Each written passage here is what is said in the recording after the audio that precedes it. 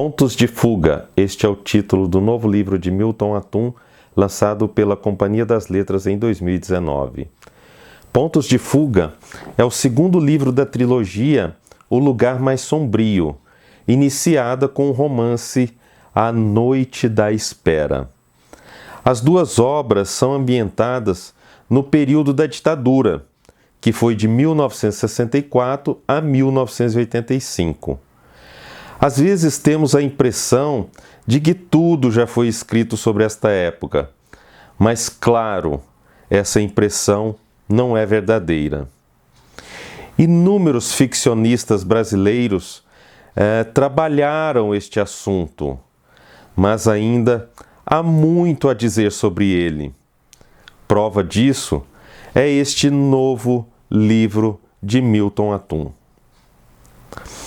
Os dois romances falam sobre grupos de estudantes e como esses grupos vivenciam a história de nosso país, como se submetem, como se revoltam. O personagem principal é o Martim, e ele está em Paris, no exílio, e é o principal narrador deste romance. Martim escreve suas lembranças, o tempo em que viveu em Brasília e em São Paulo. No primeiro volume desta trilogia, ocorre a separação dos pais de Martim.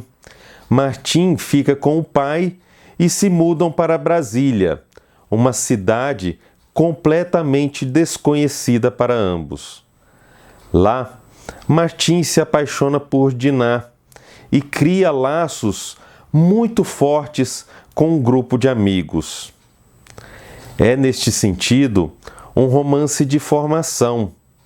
O livro trata, segundo o próprio Milton Atum, da formação amorosa, política e intelectual de Martim. Em determinado momento, a mãe de Martim para de escrever para ele e some. Ele não sabe o que aconteceu e este mistério ronda toda a obra. Com o início da repressão em Brasília, Martim resolve voltar sozinho para São Paulo e assim se inicia este segundo volume da trilogia. Neste segundo livro, então, Martim vai morar em uma república na Vila Madalena, onde conhece um novo grupo.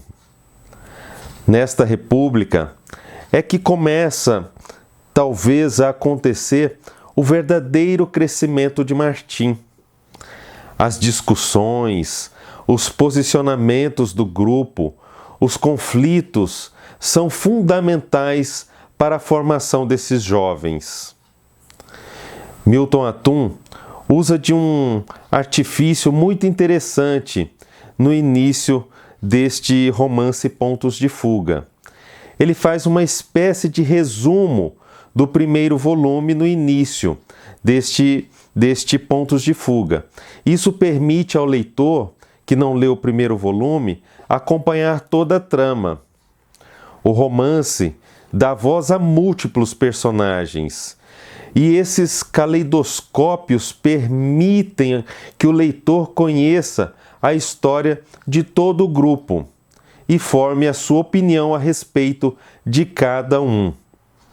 Por meio de anotações, trechos de diários, cartas, depoimentos, vai se constituindo a história não só destas pessoas, mas também de nosso país.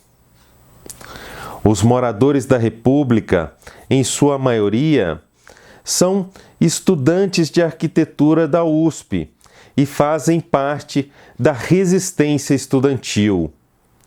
Isso durante os anos mais difíceis da ditadura.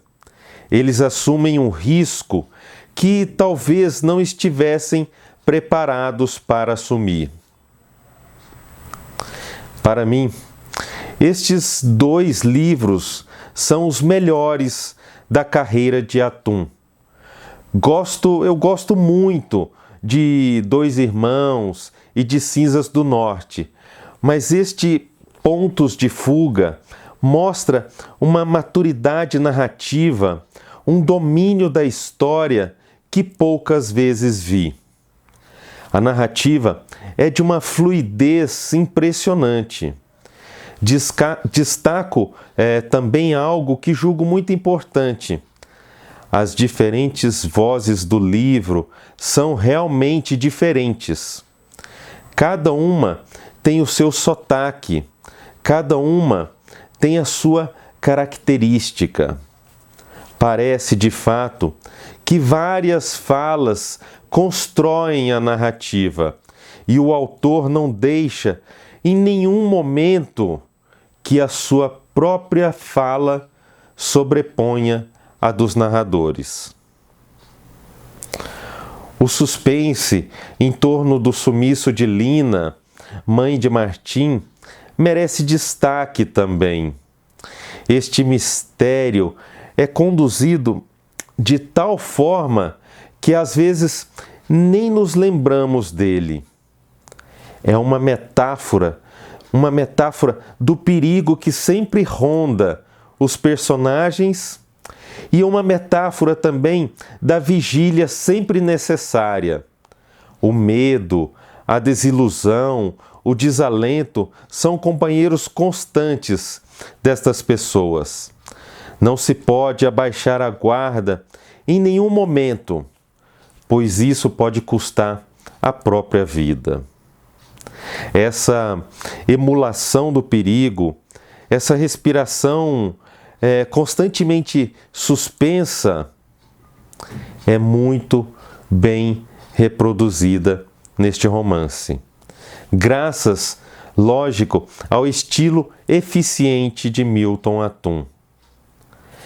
As idas e vindas no tempo e no espaço refletem a confusão de Martim e exigem a atenção do leitor. Martim tenta, o tempo todo, por meio dessas informações esparsas, aparentemente sem conexões entre si, esclarecer os mistérios que envolvem sua vida e também a história de seu país. Como é que chegamos até aqui? Esta é a pergunta que assombra os personagens deste romance. Se inscrevam no canal Acontece nos Livros. Valorizem a literatura brasileira. Eu vou ler agora o início deste romance de Milton Atum e eu espero que vocês gostem tanto quanto eu gostei. 1.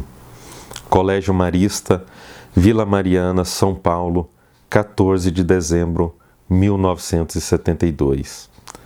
O peregrino procura abrigo? Perguntou o professor Verona, observando a sacola da Diná. O cabelo loiro, agora ralo e sem brilho, parecia palha seca.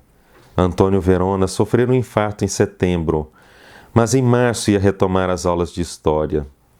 Contei por alto o rompimento com meu pai e a fuga de Brasília. Queria prestar exames para ingressar na USP e procurava um lugar para passar uns dias. Pediu que o esperasse ali mesmo, perto da escada. Ele ia conversar com o diretor do colégio.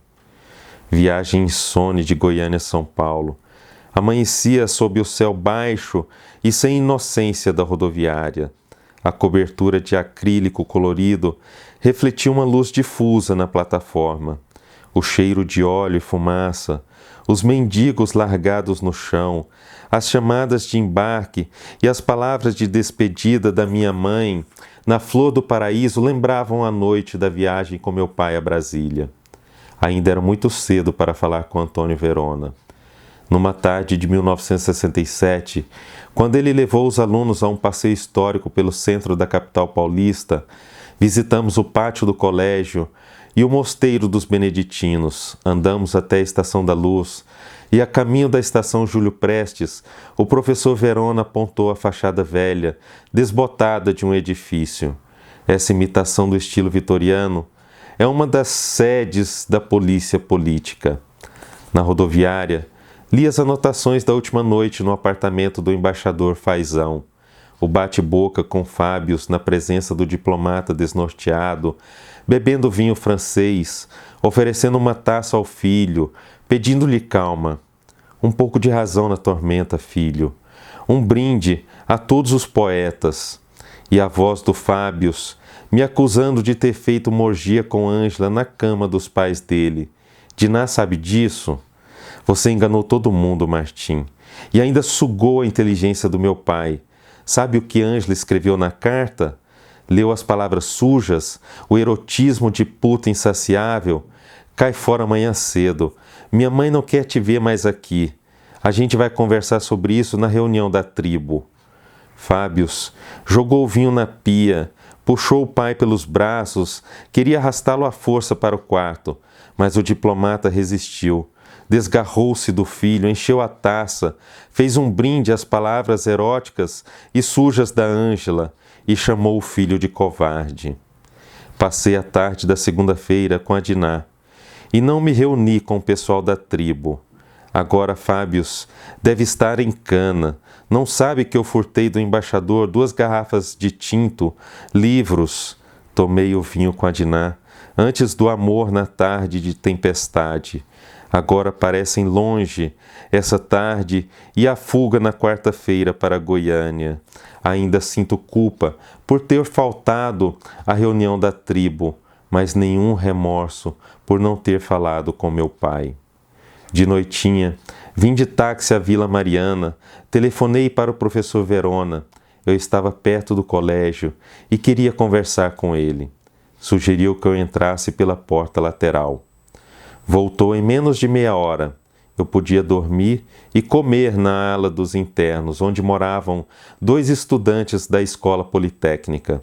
Subimos ao último andar, atravessamos um longo corredor espaçoso, com janelões para o pátio. O jantar seria servido às 7. Verona me apresentou aos 2 estudantes, um baixinho imberbe, sério, as sobrancelhas peludas, com longos fios em desalinho, lembram as do pai da Diná. O outro, o cabelo fino e amarelo até os ombros, sorriso persistente no rosto espinhento, é alto, desconjuntado, corcunda, braços longos, as mãos ossudas e inquietas tocavam o joelho, olhos de cavalo. Ambos pareciam perplexos com a minha fome ou aparência. O corcunda risonho não revelou sua origem. O outro vinha de São José do Rio Preto. Estagiavam numa construtora e passavam um dia fora. O corcunda quis saber de onde eu era e o que estudava. Disse poucas palavras e saí do refeitório.